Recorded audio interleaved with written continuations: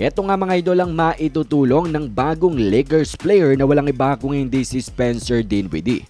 Well, hindi naman na siguro bago sa inyo ang balita na si Dinwiddie maglalaro na para nga sa team ng LA Lakers matapos siyang mag-sign mula sa buyout market. At ito nga mga idol, wag na natin patagalin, ibigay na natin ang maaaring maging tulong neto ni Spencer Dinwiddie.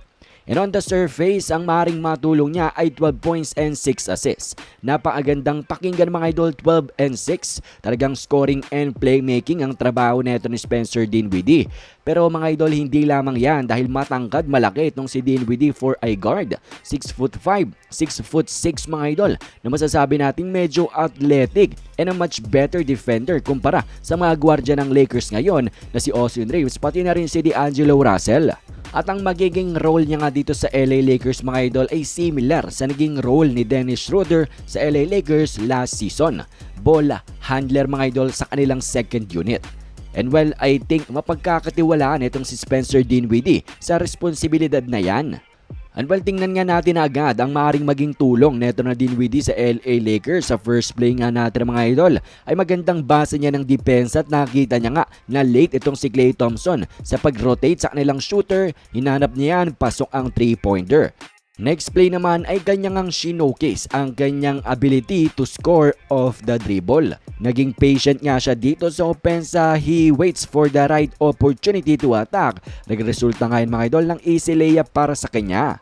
And well, catch and shoot bang hanap ng Lakers? Abay kayang-kayang gawin yan ni Spencer Dinwiddie mga idol as he knocks these 2 triples down of a catch and shoot. At hindi lamang catch and shoot mga idol lang dahil kaya niya rin ng off the dribble 3-pointer, pasok nga itong attempt niya. At sa play namang ito ay kanyang sinow off ang vision on the court. Cross court pass mga idol sa kanyang teammate. Assist niya yan for Spencer Dinwiddie.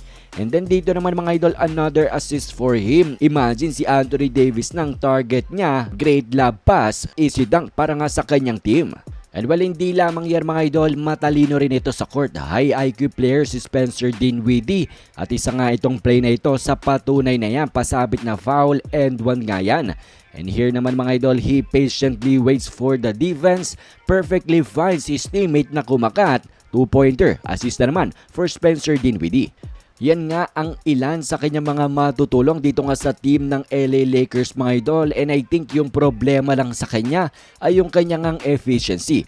Dahil alam nyo ba ngayong season ay only 39% siya shooting in the field and 32% sa 3-pointers, 78% nga sa free throw line. And I think kung may improve ito ni Spencer Dinwiddie, abay talagang malaking impact nga ang maidadala niya dito nga sa team ng LA Lakers. Anyways mga idol, ano bang masasabi nyo dito? Komento nyo lamang ang inyong mga opinyon.